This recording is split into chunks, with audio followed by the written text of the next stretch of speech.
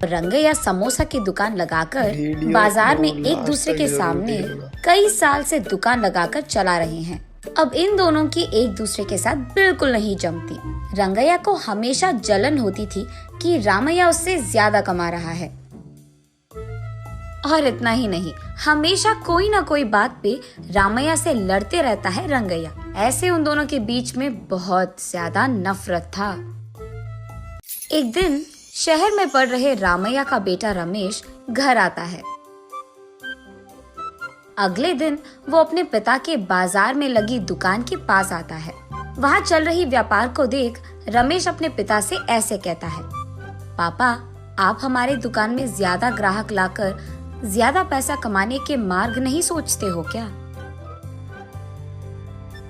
अब जितना मेरा सोच है उसी में चल रहा है बेटा।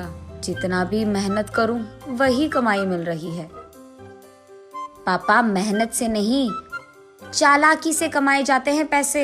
शहर में इसी डोसा को दुगने दाम में बेचते हैं, पता है आपको? अब शहर के दाम में यहाँ कैसे बेचेंगे बेटा?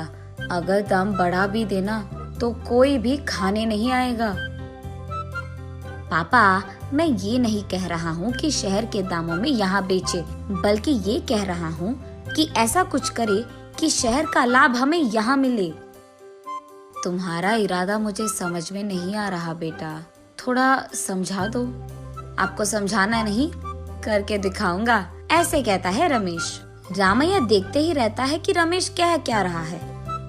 और इतने में रमेश उनके दुकान के बाहर एक बोर्ड डालता है। उस पे लिखता है कि हमारे दुकान में जो भी ये स्पेशल डोसा खाएगा उसको 10 साधारण डोसा फ्री में मिलेंगे, और जो भी डोसा आप खाओगे उसके भी पैसे नहीं देने पड़ेंगे।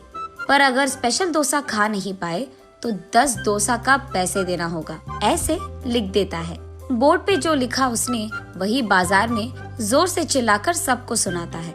ये सुनकर बहुत लोग खुशी के मारे उनके दुकान पहुंच जाते हैं स्पेशल डोसा खाने। स्पेशल डोसा खाने के लिए मैं तैयार हूँ, नहीं नहीं मैं तैयार हूँ, ऐसे सभी आपस में बहस करते हैं।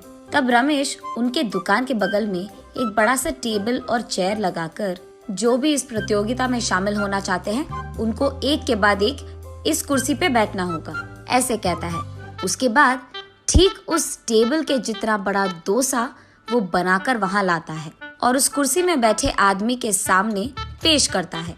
वहाँ मौजूद सारे लोग यही सोचते रहते हैं कि वो आदमी उस डोसा को खा पाएगा कि नहीं। आधा डोसा खाकर वो आदमी, मुझसे अब नहीं होगा, ऐसे कहकर हार मानकर वो 10 डोसा के पैसे देकर वहाँ से चले जाता है। ऐसे ही एक के बाद एक स्पेशल डोसा खाने की कोशिश करके हार मानकर वहाँ से पैसे देकर चले जाते हैं। ये सब ठीक सामने से देख रहा रंगैया अपने आप में सोचने लगता है कि एक स्पेशल डोसा बनाने के लिए कितने पैसे लगते हैं। उसे पता था कि एक स्पेशल डोसा बनाने के लिए 3 डोसा लगते हैं, लेकिन बाकी 7 डोसा के पैसे तो लाभ में आ गए। तब उसे समझ आता है और कहता है, बाप रे, ये 3 डोसा बनाकर 7 डोसा का लाभ ले रहा है। बस रंगैया को जलन होती है। कुछ भी करके मुझे भी ऐसे ही पैसे कमाने होंगे, पर क्या करूँगा?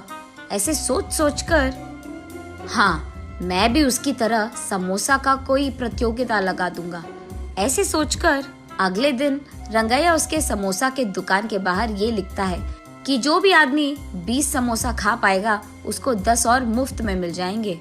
पर अगर 20 समोसा नहीं खा पाए तो 10 समोसा के पैसे देने पड़ जाएंगे। और यही बात चिल्ला चिल्ला कर बाजार में सबको बताता है। ये सुनकर बहुत सारे लोग रंगैया के दुकान आते हैं प्रतियोगिता में शामिल होने। जो लोग आते हैं उनमें से कई सारे आसानी से 20 समोसा खा लेते हैं और रंगैया के अनुसार ही वो 10 और मुफ्त में ले लेते हैं और वहाँ से चले जाते हैं। ये देख रंगैया को चक्कर आ जाता है। शाम से पहले ही आधे से ज्यादा समोसा खत्म हो जाते हैं।